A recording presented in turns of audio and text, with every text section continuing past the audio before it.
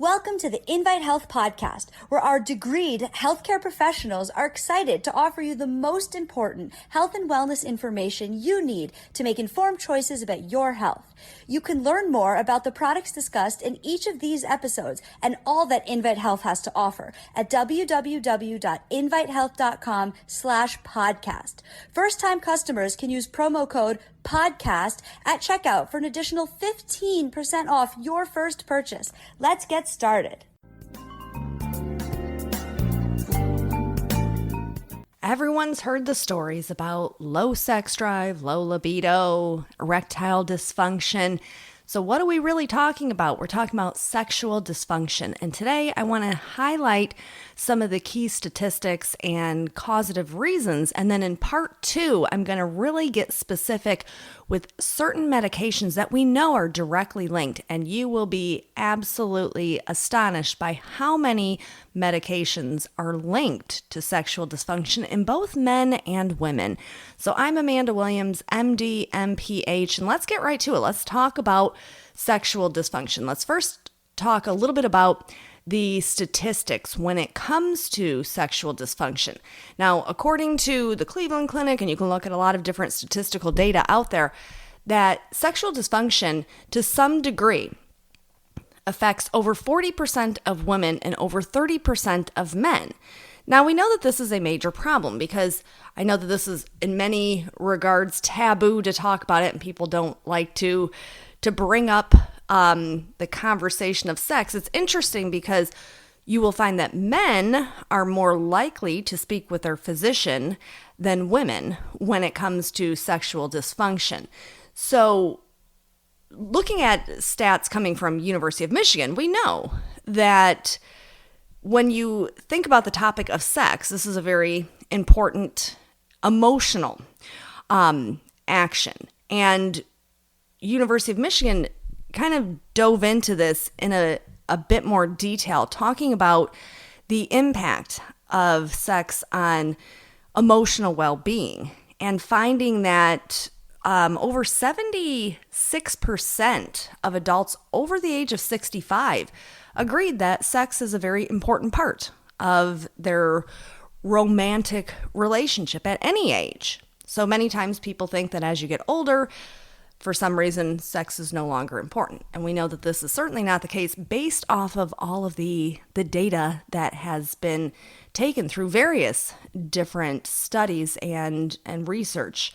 So what is sexual dysfunction and why is it that it affects so many men and women?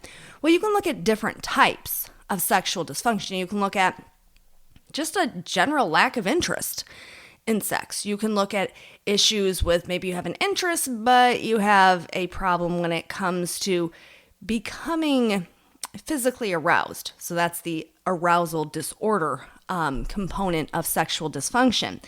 We can look at issues that usually affects women, and that is painful intercourse. So obviously the interest is going to go down.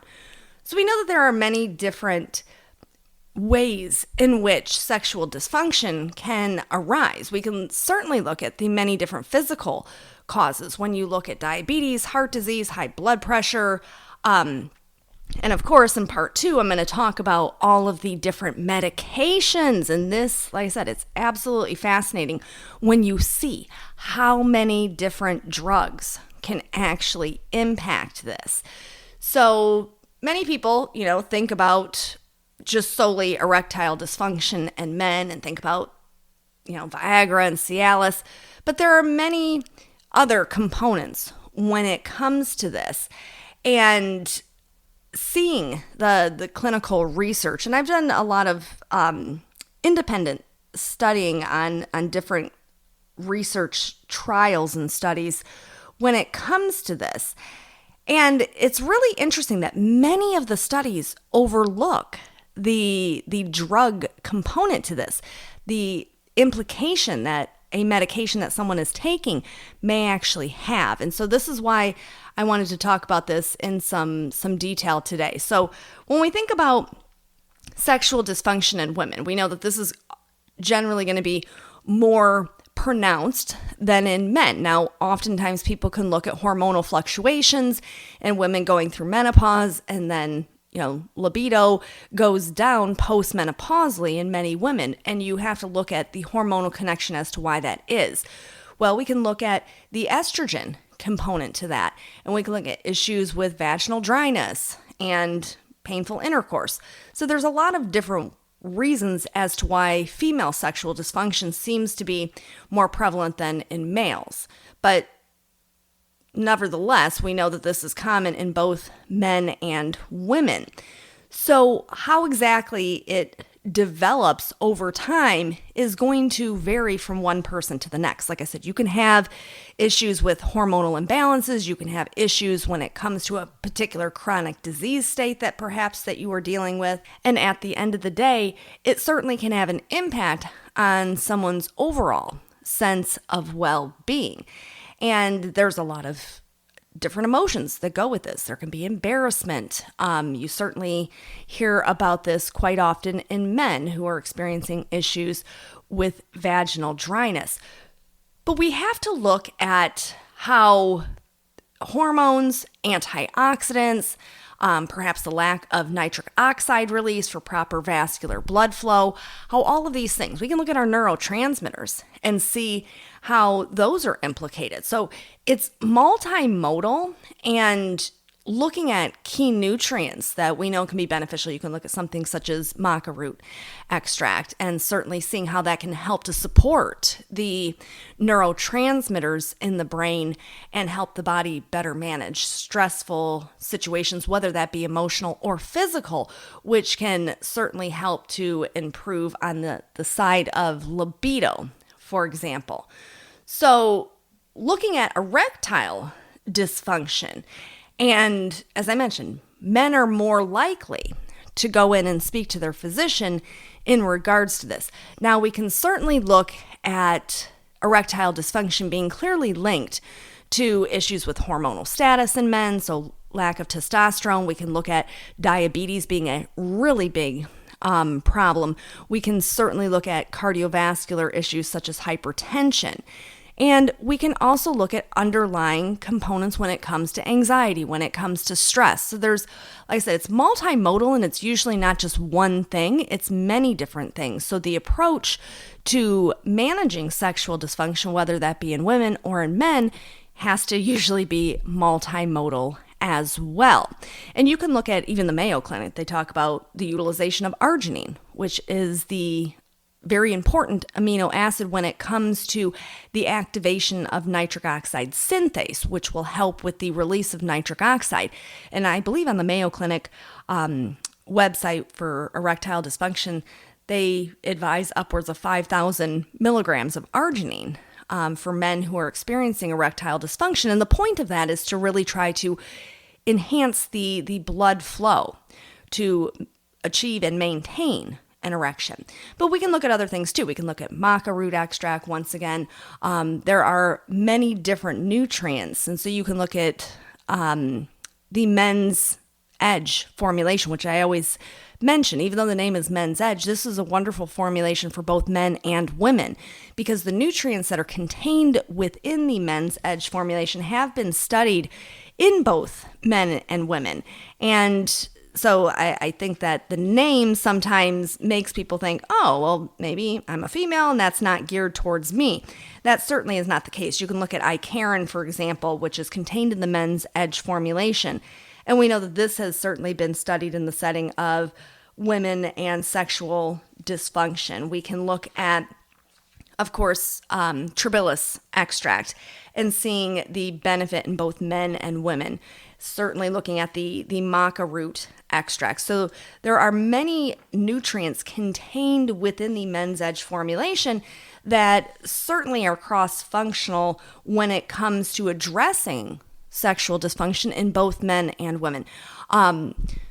Basic nutrients certainly can make a difference too. If we have at a cellular level a deficiency in, key vitamins, minerals, these too can also have implications when it comes to the exacerbation of sexual dysfunction in both men and women. So we know that this is very common. We know that There are many different approaches to this. I always encourage people to make sure that they have their comprehensive hormone levels tested. So whether male or female, do the full panel. Look and see what's going on with your estradiol. Look and see what's going on with your free testosterone, your DHEA, your sex hormone binding globulin. Oftentimes, you may find that there is a issue in terms of the conversion of a particular hormone, and there may be a nutrient that would be incredibly supportive to that. So DHEA is kind of a big one in women. When DHEA levels start to plummet, the reestablishment of DHEA can help to restore some balance when it comes to like a positive feedback loop back up to testosterone as well as estrogen. So there are many different ways to which you can approach this, but the more that you know, the better off you are. So is it hormonal? Is it a mood disorder? Is it an issue where it is a pharmaceutical implication, where it's the medication that you're taking that's actually creating this? And so we know many women deal with this. We know many men deal with this. This is a significant issue that many do not want to talk about, but certainly can have a lot of impact on your overall sense of well-being. And as we grow older, I always say the point is to age gracefully. So we don't want to create a particular situation to which we can manage it, but yet we just ignore it. And that has effect on our emotional well-being.